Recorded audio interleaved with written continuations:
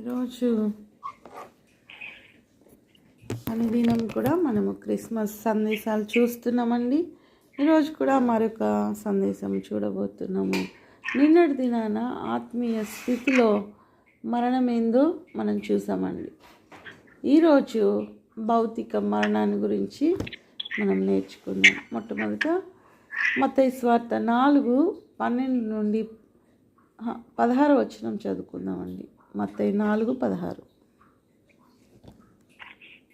అని ప్రవక్త నెరవేరు. ఇది మత్తయి 4 మత్తయి 34 మత్తయి 4:16 అదే కదా దానికి ముందు 15 చూసుకుందాం. చీకటిలో కూర్చొని అది సౌండ్ వస్తుంది. నేను మ్యూట్ పెడతా. చీకటిలో కూర్చుని ఉన్న ప్రజలను గొప్ప వెలుగులు చూచిరి. మరణ ప్రదేశంలోను మరణ ఛాయల్లోను కూర్చొని ఉన్న వారికి వెలుగు ఉదయించెను. ఆమేన్. హల్లెలూయా. చీకటిలో కూర్చుని ఉన్న ప్రజలందరికీ గొప్ప వెలుగు చూశారు. మరణ ప్రదేశాల్లో ఉన్న వారంతా కూడా మరణ ఛాయల్లో కూర్చున్న వారికి కూడా వెలుగు వచ్చింది. అంటే ఇక్కడ చీకటి మరణానికి సాదృశ్యంగా మనం చూస్తున్నామండి. ఆ గొప్ప వెలుగు జీవం నింపుతుంది. కాబట్టి ఆ వెలుగులోనికి వచ్చిన వారంతా కూడా జీవిస్తారు. ఎవరైతే ఇంకా చీకటిలోనే ఉన్నారో వారంతా కూడా మరణానికి అప్పగించబడే వారిగా ఉంటున్నారు. అయితే ఆ మరణము 3 రకాలుగా మనం చూస్తున్నామండి. నిన్నటి దినాన ఆత్మీయ మరణం గురించి మనము చూసుకున్నాం. ఈరోజు భౌతిక మరణం గురించి చూద్దామండి. ఆదికాండం 23:2 వచనము. ఆదికాండం 23:2. శారా కనాను హెబ్రోనులో మృతి పొందింది. అబ్రహాము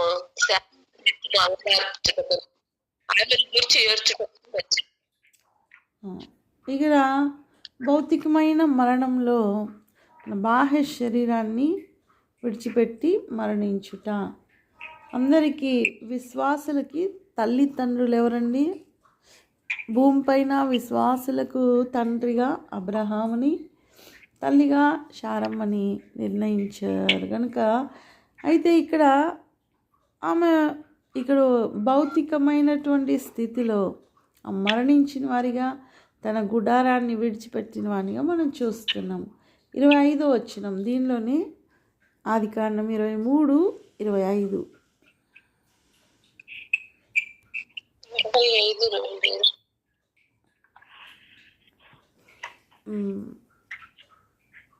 ఒక్క నిమిషం.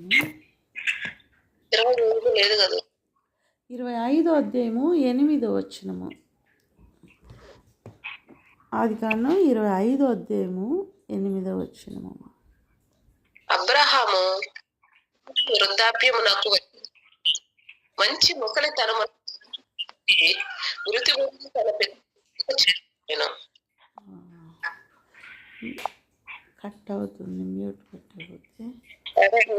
అబ్రహాము కూడా ఇక్కడ నిండు వృద్ధాప్యములకు వచ్చిన వాడై ముసలితనంలో, అది కూడా మంచి ముసలితనంలో అంట, తన ప్రాణము విడిచి మృతి పొంది తన పితరుల యొద్దకు చేర్చబడను. ఇది భౌతిక మరణంగా మనము చూస్తున్నామండి. అంటే ఈ లోకాన్ని ప్రతి ఒక్కరు కూడా విడిచిపెట్టి వెళ్ళవలసిన వారమే. ఈ లోకము మనకు శాశ్వతం కాదు. యోబు 1:19 చూద్దామండి. యోబు గ్రంథం 1:19.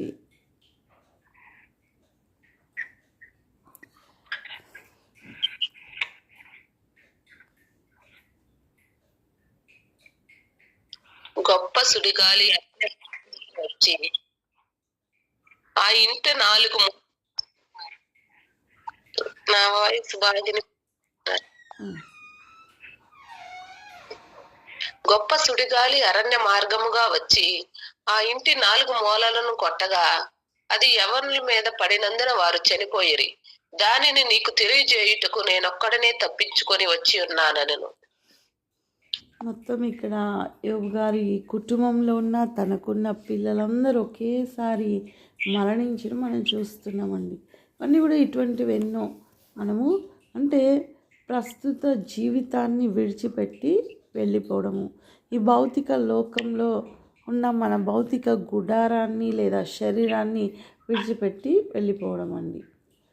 ఆ తర్వాత మత్తయి 2:18 చూద్దామండి.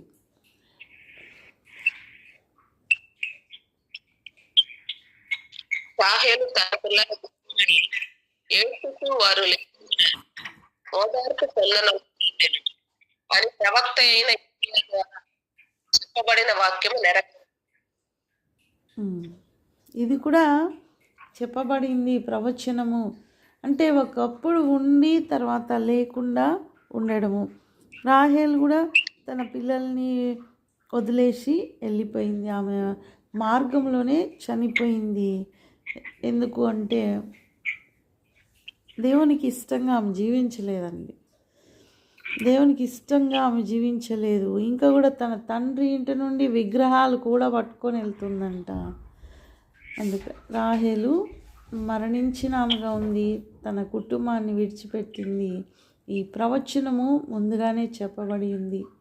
కాబట్టి ఒకప్పుడు ఉండి తర్వాత లేకుండా ఉండడం కూడా భౌతిక మరణము అని మనము చెప్పవచ్చు.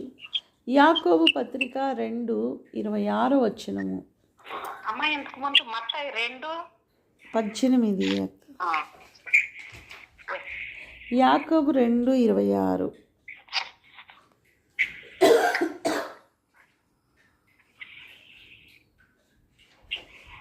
ప్రాణము లేని శరీరం అలాగే క్రియలు లేని విశ్వాసమును మృతము.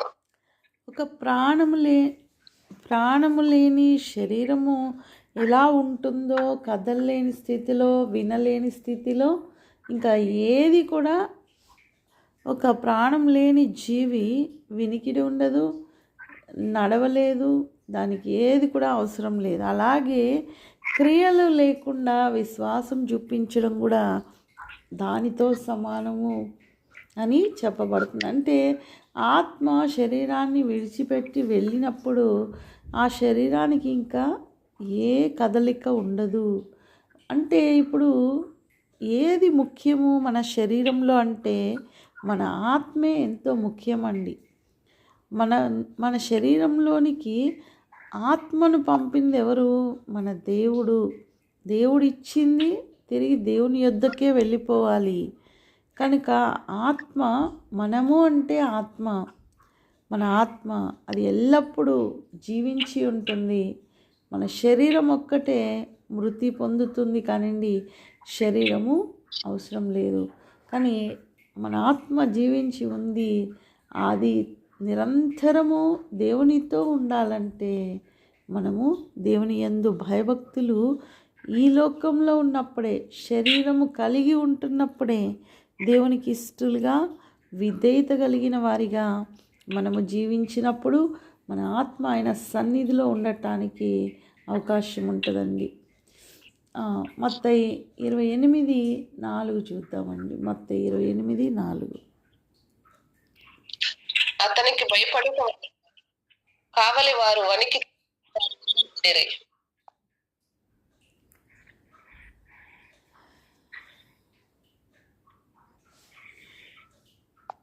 మళ్ళీ చదివాను కదా. మళ్ళీ చదువు. అతనికి భయపడుట వలన కావలి వారు వణికి చచ్చిన వారి వలె నుండిరి. ఇక్కడ దూత వెలుగుని చూసి వీళ్ళంతా కూడా చచ్చిన వాని వారే. అంటే ఒక దూత మహిమను చూసినప్పుడు ఒక చనిపోయిన అంటే చలనము లేని స్థితిలో ఉన్నదాన్ని కూడా చచ్చిన వాని వలె, ఇక్కడ చావలేదు వాళ్ళు కానివ్వండి, చచ్చిన వాని వలె ఉన్నారంటే భయముతో ఉన్న స్థలం నుండి కదలలేకుండా అలాగే షాక్ అయిపోయి వాళ్ళు పడిపోయి ఉన్నారు. అంటే ఒక చనిపోయిన స్థితిలో ఒక బాడీ ఎలా ఉంటుందో ఆ రీతిలో వారు ఉన్నారని ఇక్కడ మనం చూస్తున్నాం. అంటే ఒక శరీరం నుండి ఆత్మ విడిపోయిన తర్వాత ఆ శరీరానికి చలనము ఉండదు, చలించే ఆ శక్తి ఆ శరీరం కోల్పోతుందండి. ఇదే భౌతిక మరణము. ప్రసంగి 12:7 చూద్దామండి. ప్రసంగి 12:7.